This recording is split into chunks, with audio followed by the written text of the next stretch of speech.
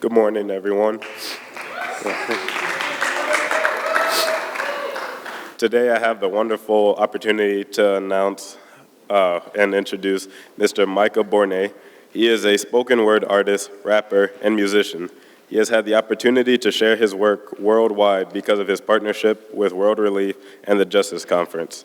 Last year, he co-founded Fight Evil with Poetry Press, which focuses on empowering diverse groups of creatives to use their gifts to combat injustices in the world. Michael will be with us all day today, so make sure you make it to one of his lunch sessions at 11:30 or 12:30 in the Krober room, or at open mic night tonight at 7. Student performers are encouraged to participate. Please join me in welcoming Micah to our campus.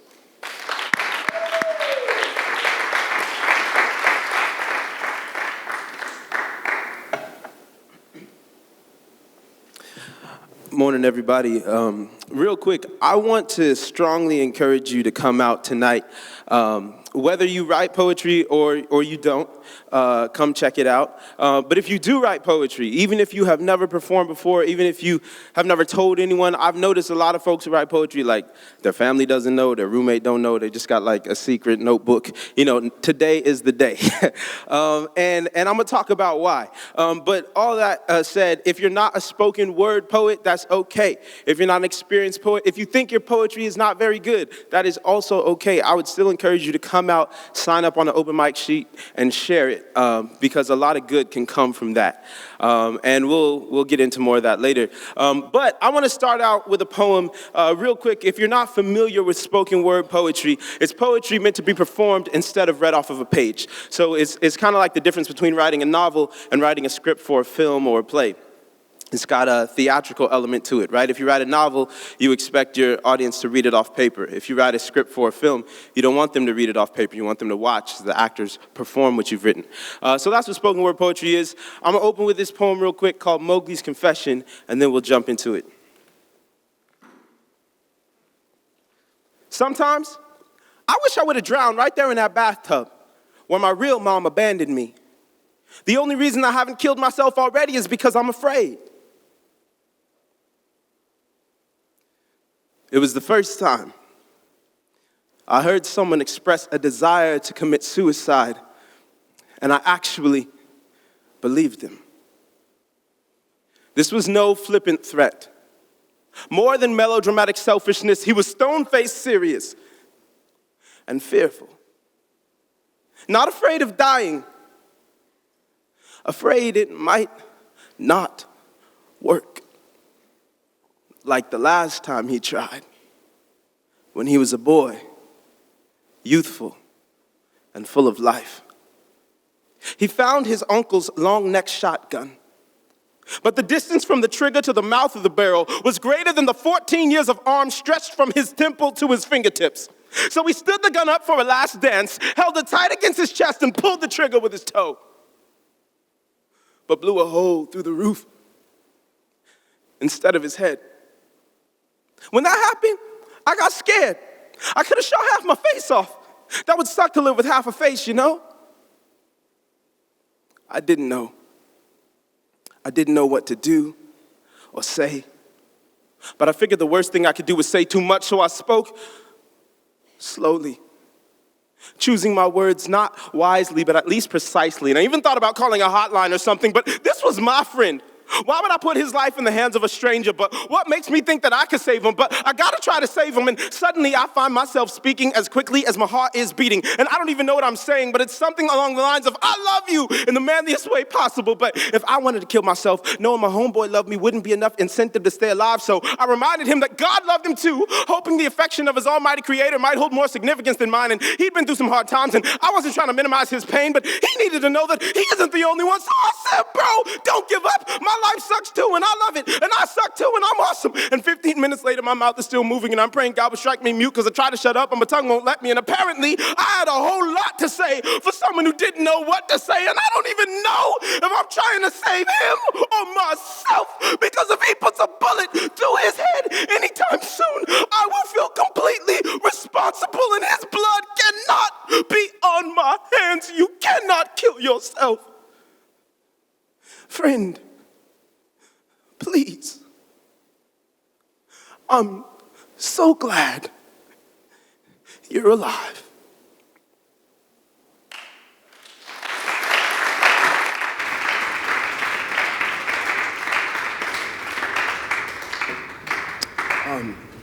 I want to talk this morning on creative writing as a spiritual discipline. But before we talk about creative writing, I want to talk about creativity in general, because a lot of us have a interesting understanding and relationship to creativity, and I think that is largely due to the fact that we live in a culture that defines creativity in a way that I think is not accurate, that stereotypes creativity in a way that is not helpful.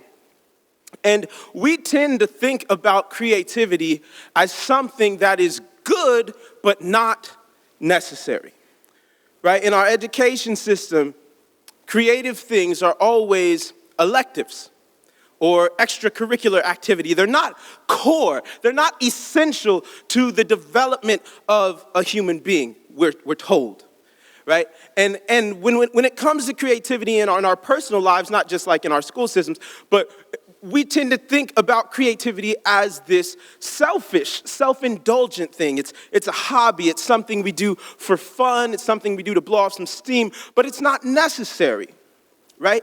And y'all are young, but when I'm talking to adults, not even that much older than you, it's so interesting because I'll do a performance or I'll do a creative writing workshop or something like that. And so often afterwards, I'll talk to people and they'll say things like, man, I used to write poetry. I used to be in a band and play music. I used to paint. I used to dance, blah, blah, blah. And it's always the same story. I ask the same question. I say, hey, well, why'd you stop?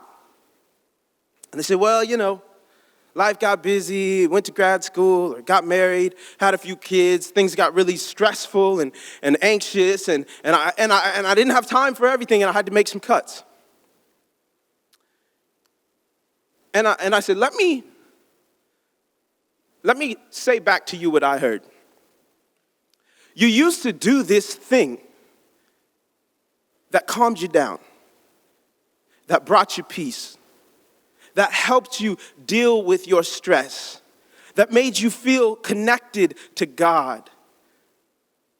And then life got more busy and more anxious and more stressful, so you stopped doing the one thing that helped you deal with your stress.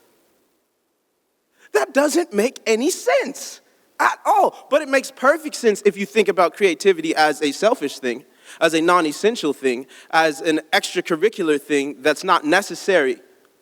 But if we are able to change the way we view creativity and see it as a spiritual discipline, then we understand that with spiritual disciplines, even though life does get busy, you might say this, but you would recognize the error in it. With other things we consider spiritual disciplines, like prayer or reading the Bible. I used to read the Bible. Man, it was good back in the day. But I got busy, you feel me? I just ain't got time for it no more. I just can't pray. I can't pray. I got a full-time job. You know what I'm saying? I got a lot of responsibilities. I just don't have time for it. You would say, no, you make time for things that you understand how valuable they are and how necessary they are. And so I would encourage all of you, even if you're not a poet or a creative writer, to really think about what is my expression of creativity, and am I making room for that important spiritual discipline in my life? And if you're not, then I would challenge you to do that, no matter how busy you think you are.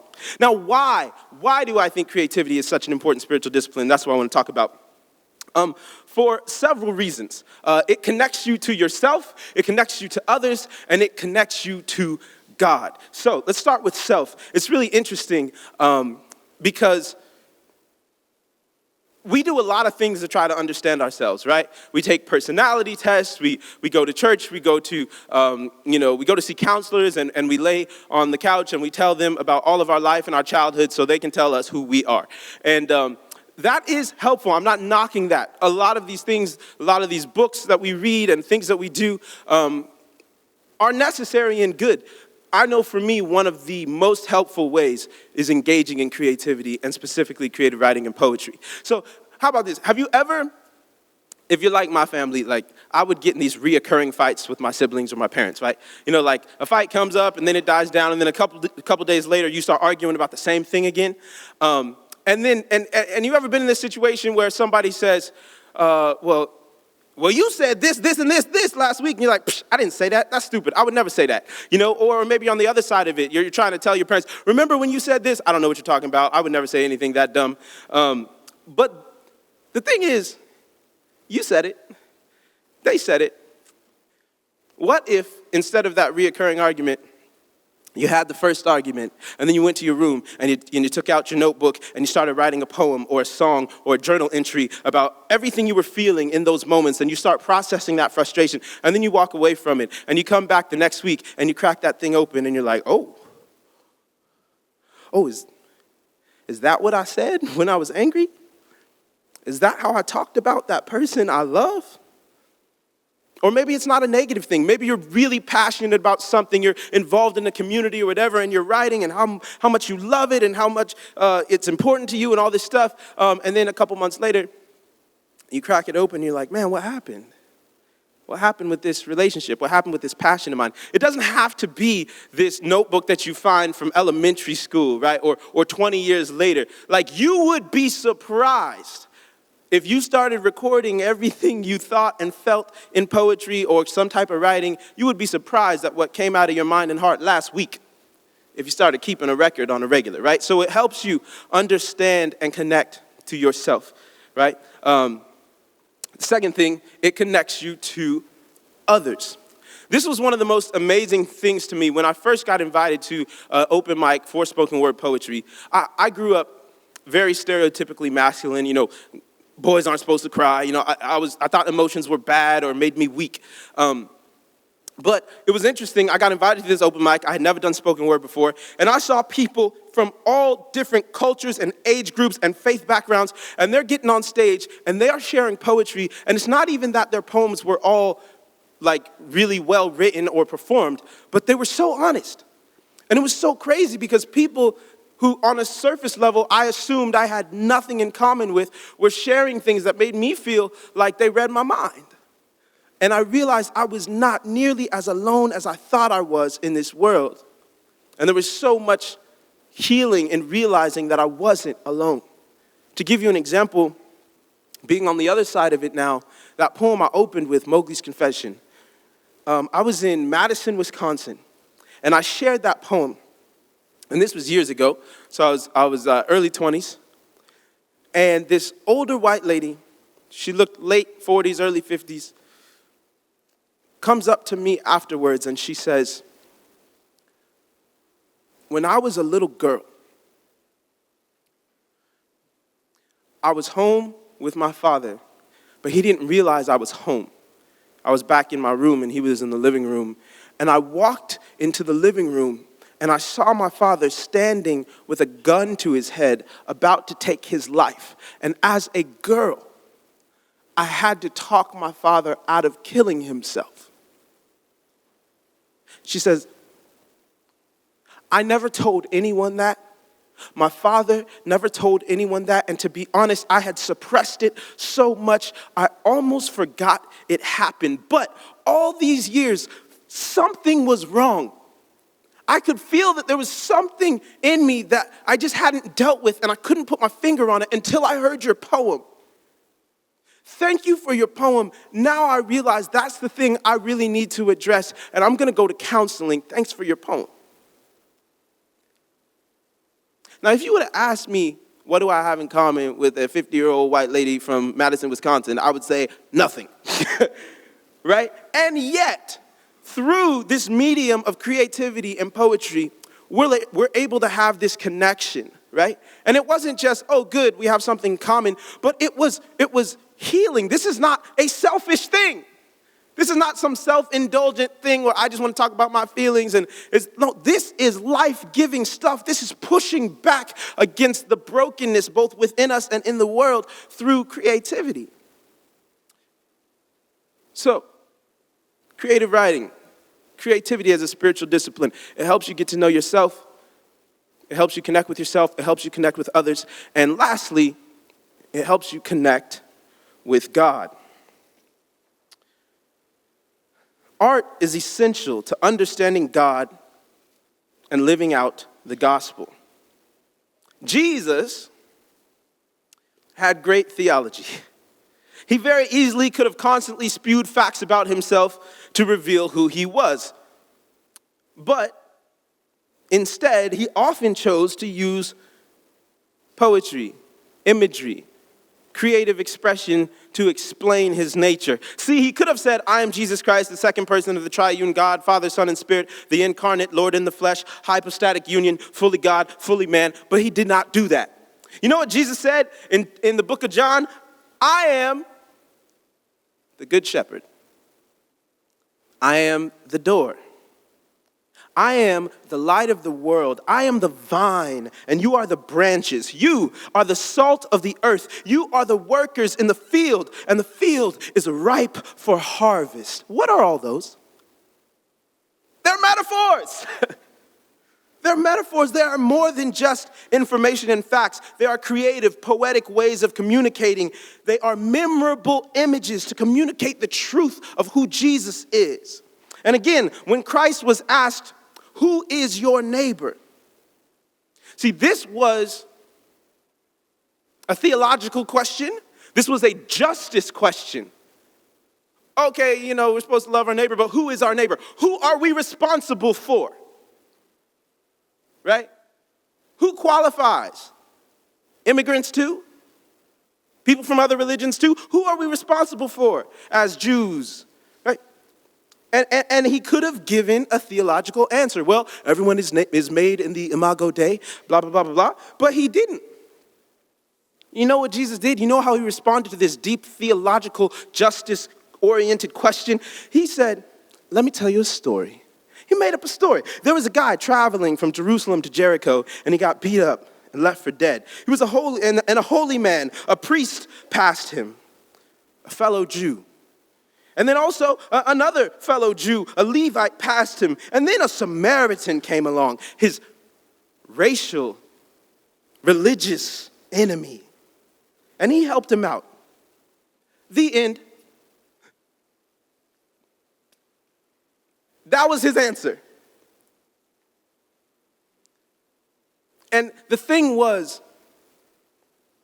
let me just contextualize this a bit to show you kind of how radical Jesus was in his time. There was a Southern Baptist traveling from Texas to Chicago. And he got beat up on the road and left for dead. And a Southern Baptist preacher passed him and said, I don't like blood. And a Southern Baptist deacon passed him. And then a gay Muslim immigrant who didn't speak English and was black saw this white Southern Baptist beat up on the side of the road. And he picked him up and he cleaned him up. Who's his neighbor? You tell me. See, I could go on and on with examples, not just in the life of Christ, but also all throughout the scriptures. See, most people know that the Psalms and the Proverbs are poetic in nature. But it's far beyond that. So many of the Old Testament prophets wrote rebukes and praises and encouragements in the form of poetry that we don't always realize because they're translated, right? If you write a poem in English and it rhymes or have structure and then you translate it to Spanish or Arabic or whatever, you might not recognize in those translations that this is actually a poem. But so much of the Old Testament is poetry. And the thing is, these works of art, they did not merely make way for the sermons. They were not the opener. They were the sermons. Right? They were the hearty spiritual substance. That was Jesus' answer. He didn't tell the Good Samaritan story as way of introduction to what he really wanted to say. He answered through a story. And that being said, I want to make a brief comment on the church's relationship to art. Art should not be merely the bait on the hook. It shouldn't merely be what we use to attract the youth or as a cherry on top. It is not an appetizer or a dessert to the main dish, which is the lecture or the sermon or the Bible study. No, that view of art is what leads to the type of Christian culture art that makes us all cringe. Though art can and should be used to teach, if we approach it primarily as a teaching tool, we disrespect the art form and the artwork becomes manipulative. Instead of spiritually potent expressions of divine truth revealed to us, we write sermons that rhyme and call them poems or songs, forcefully stuffing the lyrics with our theology. Instead of vulnerable, provocative narratives that are inspired by the reality of our lives and our experiences with God, we write predictable, unlikely stories with not so hidden Christian agendas. Christian creativity in America has a bad rap. It's seen as cheesy and corny and disconnected from reality. And that saddens me because I think we as people of Christian faith have so much creativity and so much beauty to share with the world. But too often what we mean by Christian art is just safe art, PG art. Right? Like that is the slogan for years on the Christian radio station in California. It was safe for the whole family. That's what it means to be Christian, to make Christian music. It's just safe music. And I think that's tragic because the Bible is definitely not safe for the whole family. The Bible is definitely not PG. If you are a Christian and you are engaging in creative expression, you don't have to force your theology, but you must find the courage to speak honestly about the whole of the Christian life and experience, because the Christian life and experience is far more ugly and messy and dirty and beautiful and grace-filled than our art suggests. I want to give some examples from Scripture. David is often celebrated, but I think we really don't read the Psalms of David in their context. See, David had no hidden agenda. He was not caught up in a sacred versus secular culture war. He was a poet who chronicled his life in song. He was a prophet who sinned greatly against God. First, he coveted his neighbor's wife. Then he committed adultery. Then he committed murder to cover up the adultery. Also, not just adultery, by the way, it was also rape. He was the king. He summoned that woman. She did not have a choice to say no. David, this man after God's own heart, right? Coveted, rape, adultery, murder. So when we get to Psalm 32, David is describing his experience. And he says this. By the way, he didn't confess until someone called him out on it, the prophet Nathan, right? He swept that under the rug and was not about to tell nobody. But when he was confronted, and then he's reflecting on the whole experience after he repented. He says, when I kept silent, my bones wasted away. Day and night, the hand of God was heavy upon me. My strength was dried up as by the heat of summer. But then I acknowledged my sin to you, and I said, I did not cover my iniquity. I said, I will confess my transgressions to the Lord, and you forgave the iniquity of my sin. And later he says, blessed is the man whose sins are forgiven. See, we take that last part, and we sing about it, and we put it in songs. Oh, beautiful, blessed is the man whose sins are forgiven. But we take that away from the rest of the grime. See, David was not trying to prove nothing to nobody. That's just what happened. He just told his story. He was courageous enough to write vulnerably about his experience. And it was potent, and it was beautiful, and it was theological. And we read it, and we can connect to it. But think about what it took for him to write that. Are you willing to think about the worst thing you've ever done and write a song about it? Or let's say something like this happened in our current context. Again, to show you how radical this is and how honest this art is. Imagine a prominent Christian leader today, a pastor, raping one of his elders' wives, hiring a hitman to kill his elder, hiding it for years until he gets called out. And then in jail, he repents and starts writing songs. And then he gets out and he records a worship album. Who's going to that concert? front row tickets, right? No.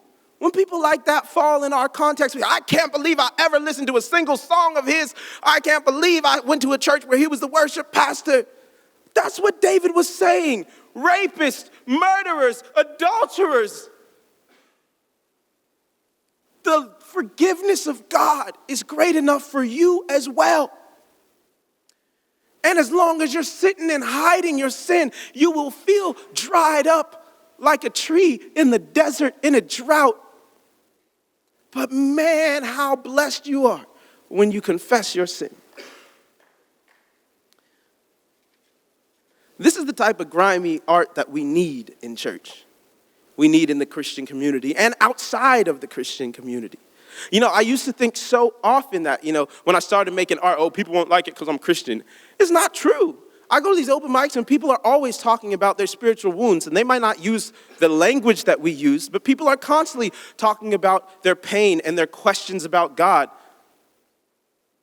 We're the ones who aren't actually writing about our real spiritual experiences. We're keeping it superficial. We're writing what we think we're supposed to believe instead of creating art from our actual experience with God.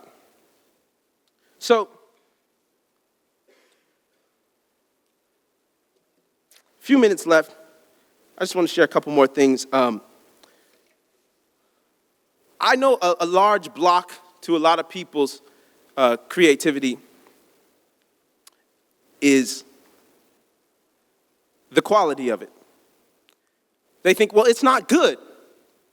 I'm not good enough, so I'm not a real poet, I'm not a real artist, so I shouldn't do it. Again, let's go back to the purpose of why we do this. It is a spiritual discipline, and I like to say writing is like exercise. Creativity is like exercise. It's good for you whether you like it or not, whether you're good at it or not. So with exercise, right? If someone jogs on a regular basis, but they're not very fast, or they go to the gym and they lift weights, or they go to the gym and they play basketball, but they're not very good, but they enjoy it. It's exercise, it's community. You wouldn't be like, why do you bother playing basketball? You are never gonna go to the NBA.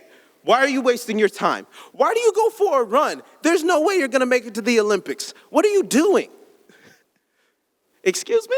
Like, stop tripping, calm down. Like, this is healthy for me. I know I'm not going to the NBA or the Olympics, and I'm not trying to. I'm trying to do something that's healthy for me, right?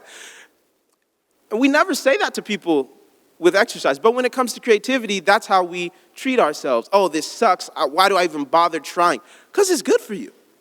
And it's worth creating, even if it's not very good. So I just want to end with this one story from a book I read called Art and Fear, and it's about a ceramics teacher. And he says, in the beginning of the semester, the teacher divided the class down the middle and said, half of you will be graded on quality and the other half on quantity. So, the quality side, you only have to make one ceramic pot the entire semester, but it needs to be nearly perfect if you want an A. Whereas the quantity side says you are graded on quantity. So, it doesn't matter how good or bad your pots are. You have to make 50 pounds of pots for an A, 40 pounds for a B, and so on. It says fast forward to the end of the semester, all of the best pots came from the quantity side, not the quality side. Why? Because this side of the classroom just got busy making pot after pot after pot, and they gave themselves the freedom to create, and they were not judging themselves on the quality because they knew that wasn't the purpose. But in that freedom, even though they weren't paranoid about it being good, they got a lot better because they just made pot after pot after pot, and they learned, and the first 10 pounds was looking rough. They hit 15, 20, starting to get the hang of it. By the time they hit the 50 pounds, they were making beautiful pots.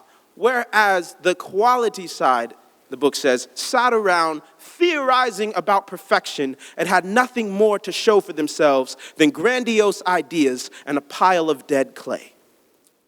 See, the reason I love this is because, again, this book is all about art and the creative process, but I think the creative process is such a metaphor for our lives as a whole and our spiritual lives, because this is what we do as well. We are so paralyzed by making mistakes and getting outside of the will of God that we do nothing. And we just pray and we sit and we're like, oh, I don't want to make a wrong move lest God smite me, or lest I don't meet the right person or don't get the wrong job. And God is like, man, I gave you freedom and love. I trust you. Live, make a lot of pots, make some mistakes, instead of being paranoid about being perfect. You know, our perfection comes from our relationship with Christ. We just have the freedom to live and be and create and make creativity a part of your spiritual disciplines, and I guarantee you will be blessed by it. Again, see me in the back. I have some materials in the back if you want to come check it out. Please come tonight with a poem or just to watch. Thank you all. You're dismissed.